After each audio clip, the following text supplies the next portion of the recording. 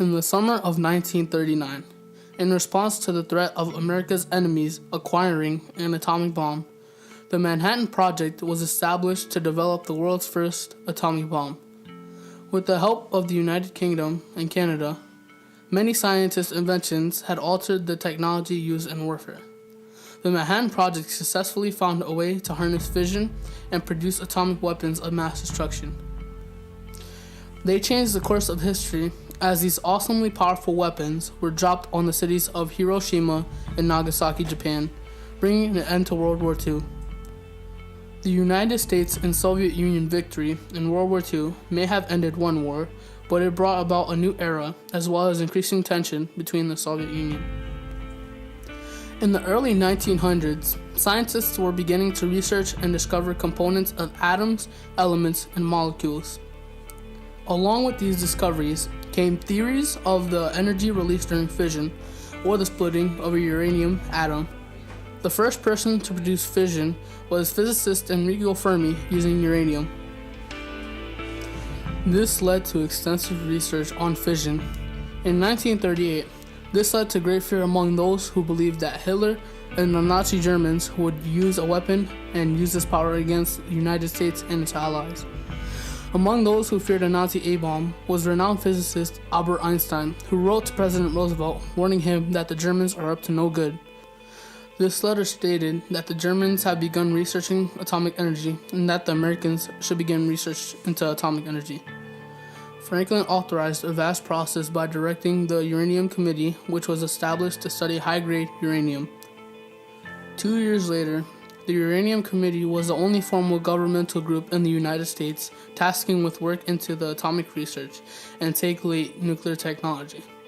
Nuclear facilities were being built around the U.S. after 3 chemists in Berlin made a discovery that gave U.S. an advantage. Starting in 1939, a team of scientists, including Enrico Fermi, Leo Szilard, Walter Zinn, and Herbert Anderson, conducted experiments at Columbia University using chain-reaction nuclear piles to measure the neutron emission from fission. Production was moved to the Met Lab in February 1942 with the goal of producing a self-sustaining nuclear reaction. This experimental proof could then serve as a model for large-scale plutonium production and for B reactor, which created the plutonium for the Trinity device was the world's first production reactor. The Y-12 Beta 3 racetracks, the only surviving World War II era electromagnetic isotope separations equipment in the world, still stand complete with operator panels and telephone switchboards, almost exactly as they did during the war. The other signature facilities are the X-10 graphite reactor, the T-plant chemical separation building, the V-site assembly building gun site, and the Trinity site. July 16, 1945, something bad has happened that will forever be irreversible. At 5:30 a.m. on July 16, the nuclear device known as Trinity was successfully detonated on Granada del Muerto. To most observers watching through dark glasses, the brilliance of the light from the explosion overshadowed the shockwave and the sound that arrived some seconds later. A multicolored cloud surged 30,000 feet into the air within 7 minutes. Where a tower was, now lies a huge crater. The challenge confronting American policymakers in the post-war years was to enlist the forces of science in the battle to defend the peace. The legacy is without doubt great, and it produced great advances in physics, engineering, and is the origins for many areas such as nuclear energy and nuclear medicine. In addition to the American and Soviet nuclear stockpiles, other countries developed nuclear weapons, though none engaged in warhead production on nearly the same scale as the two superpowers.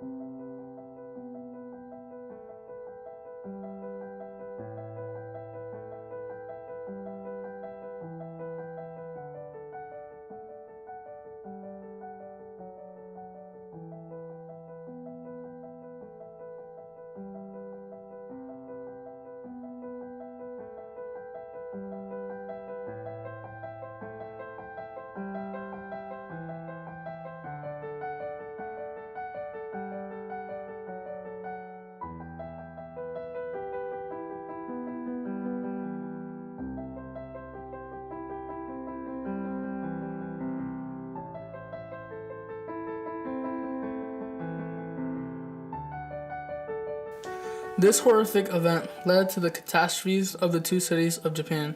Between 90,000 and 166,000 people died in Hiroshima, while another 60 to 80,000 died in Nagasaki. The people who did not die from the explosion later suffered other radiation complications that happened in a longer period. Radiation caused long-term effects such as cancer by causing mutations in the DNA of living cells. This means even though you did not die from the explosions, you are bound to have major complications in the future. A few days later, President Harry Truman announces the unconditional surrender of Japan. Received this afternoon a message from the Japanese government in reply to the message forwarded to that government by the Secretary of State on August 11th. I deem this reply a full acceptance of the Potsdam Declaration, which specifies the unconditional surrender of Japan.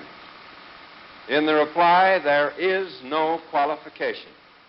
Arrangements are now being made. The Manhattan Project led to a failed compromise, facing the likelihood of an invasion of Japan, which will result in hundreds of thousands of American casualties.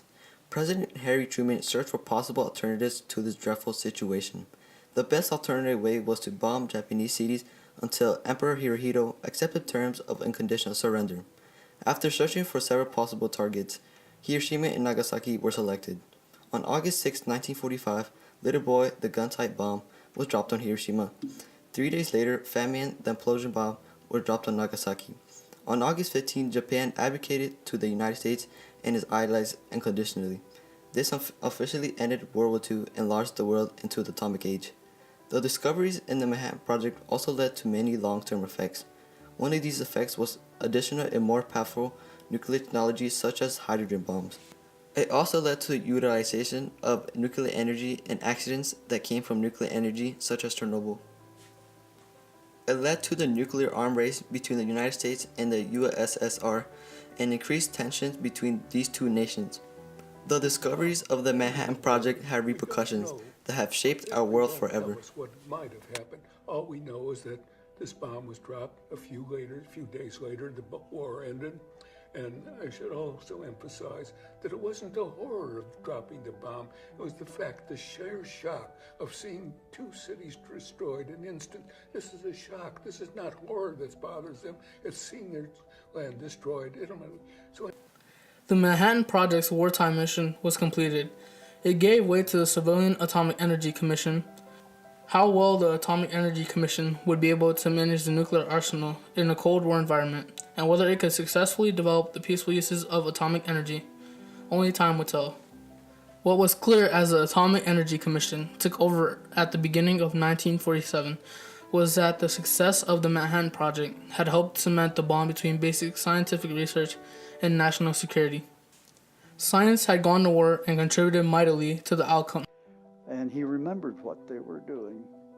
So everybody had a feeling with Oppenheimer that this was somebody who really cared, and it made working here just, you could almost call it a pleasure, even though it was much harder work and more frantic than anything we had ever experienced before. But we had a real feeling of belonging.